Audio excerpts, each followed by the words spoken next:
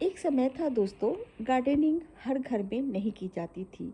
लेकिन अभी वर्तमान समय में आप देखेंगे हर एक घर में, चाहे घर छोटा हो या बड़ा हो या अपार्टमेंट हो, सारी जगह कुछ न कुछ आपको प्लांट देखने को मिलता ही है।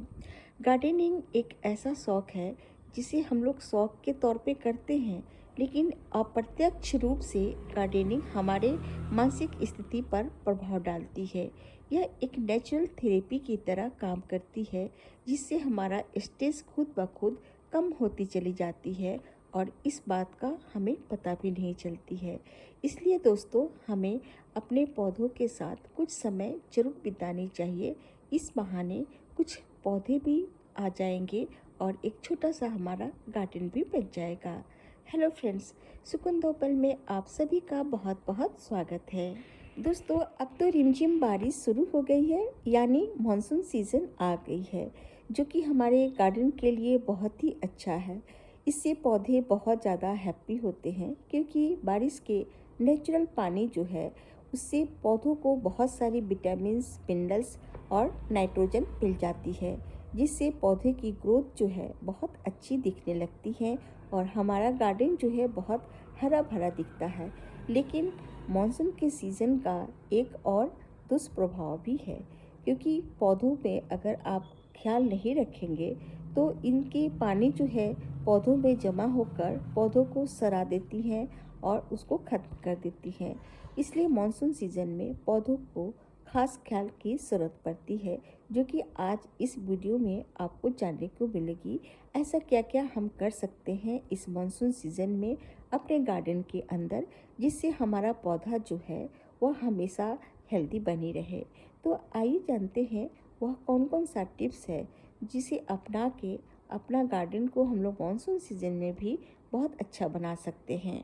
आपने देखा होगा मानसून सीजन में कभी कभी बारिश जो है लगातार होती है और इससे गमले में पानी इकट्ठा हो जाती है। तो सबसे पहले आप हर गमले का ड्रेनेज सिस्टम जो पीछे की तरफ गमले में होल के द्वारा बनी होती है, उसको चेक करने की ज़रूरत है।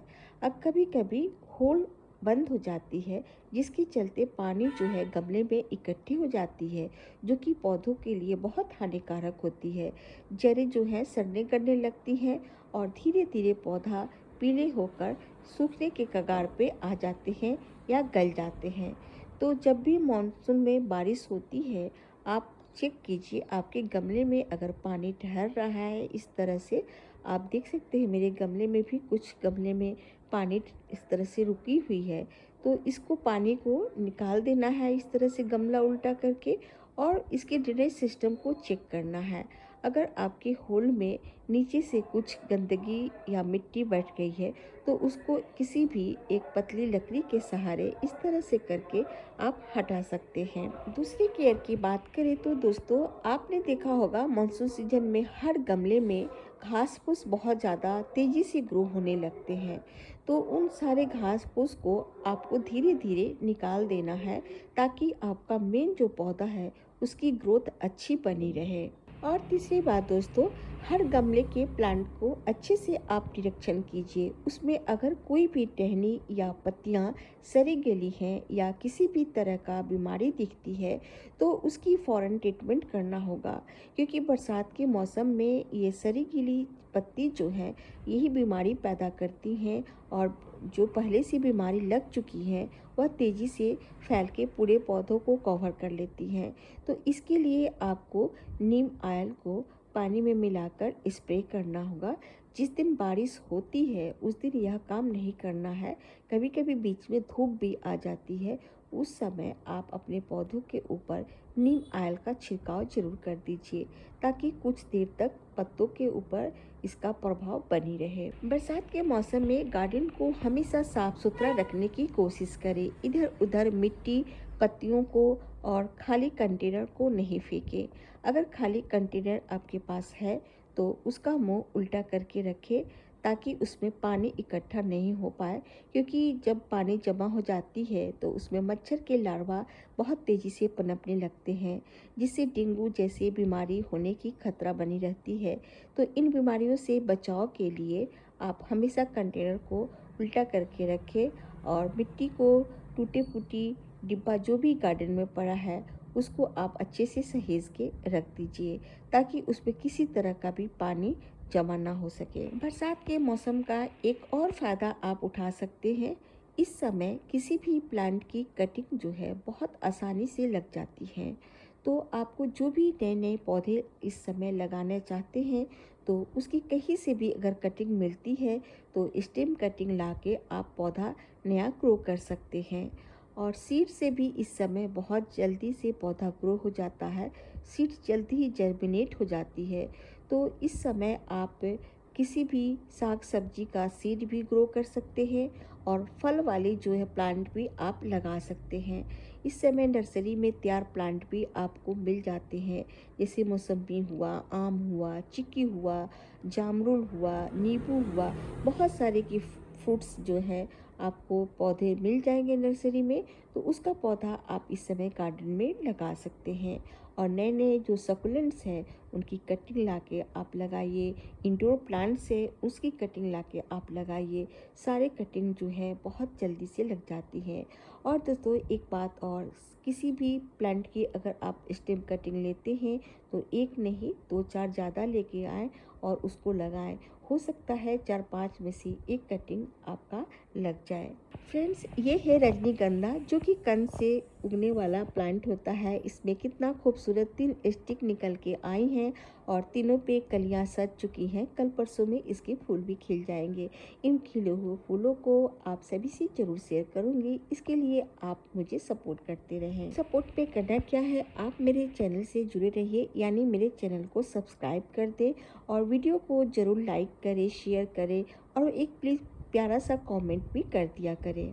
बरसात के मौसम में दोस्तों कोई भी कटिंग आसानी से इसलिए लग जाती है क्योंकि कटिंग के लिए उनको फेवरेबल कंडीशन मिल जाती है।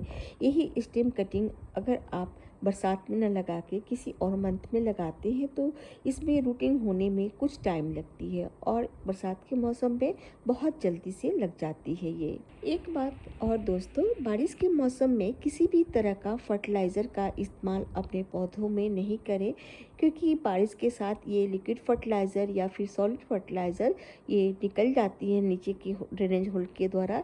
इसलिए बारिश के बाद फिर से इसमें फर्टिलाइज़र आप दे सकते हैं, या नहीं तो मानसून सीजन के पहले ही आप अपने हर पॉट में फर्टिलाइज़र दे दें, ताकि मानसून में आपको इसकी ज़रूरत नहीं पड़े। लेकिन इस समय किसी भी फर्टिलाइज़र को देने का कोई फ़ायदा नहीं है। एक और केयर की बात करें तो बारिश के मौसम में जितने भी सकुलेंट प्लांट हैं जिनको पानी की बहुत कम ज़रूरत होती है, उस तरह के पौधों को आप एक तरफ रख दें जहाँ पर डायरेक्ट बारिश की पानी उनके ऊपर नहीं पड़े, क्योंकि सकुलेंट्स को जो ही ज़्यादा पानी पड़ता है सकुलेंट जो है अपने आप ख़त्म हो जाती हैं। तो इस बात का ख्याल मानसून सीज़न में रखनी पड़ती है। इस समय बरसात के मौसम का एक और फ़ायदा आप ले सकते हैं। अपने गार्डन के जितने भी प्लांट हैं, जिस भी पौधे को आप एक अच्छा आकार देना चाहते हैं या फिर छोटा रखना चाहते हैं या बूसी बनाना चाहते हैं, तो इस समय आप पौधों में पेंचिंग के काम, ट्रिमिंग का काम आप कर सकते हैं। इससे पौधे एक अच्छे शेप में भी आ जाते हैं, पौधे बूसी भी बन जाते हैं। बारिश के मौसम में गार्डनिंग करते समय दोस्तों आप अपना भी ख्याल रखें। कभी भी नंगे पैर आप गार्डन में नहीं जाएं, क्योंकि इस समय छत के ऊपर या नीचे थोड़ी मिट्टी गिरने से फिसलन रहती है। तो उसका ख़ास ख्याल रखें। अपना ख्याल रखेंगे तभी आप अपने गार्डन को भी खूबसूरत बना सकते हैं। समर सीजन में कड़ी धूप से बचने के लिए अक्सर हम लोग गमले में मल्चिंग का काम करते हैं। उन मल्चिंग किए हुए चीज़ों को हटा देना है, ताकि पौधों को नुकसान नहीं पहुंचे, क्योंकि मल्चिंग जो है सड़ने गलने लगती हैं और फिर पौधों को डायरेक्ट धूप भी नहीं मिल पाती है। तो इसलिए आप जितने भी गमले में आपने जिस भी चीज़ से मल्चिंग किया हो उसे हटा दें। बात आई खूबसूरत रेल के बारे में, जो कि बारिश के मौसम का बहुत ही एक अच्छा प्लांट होती है। इस समय इसकी ख़ास ख्याल रखें, क्योंकि अब तो बारिश में इसके सुंदर सुंदर फूल आपको देखने को मिलेगा। रेल के प्लांट में जितने भी घास फूस है उनको हटा दीजिए। अगर आप इसे दूसरे गमले में लगाना चाहते हैं, पौधा आप छोटे गमले में तैयार किए होंगे तो उसे आप अभी तुरंत लगा लीजिए, क्योंकि अब हर रोज़ बारिश के मौसम में एक फेरी लिली आने वाली है।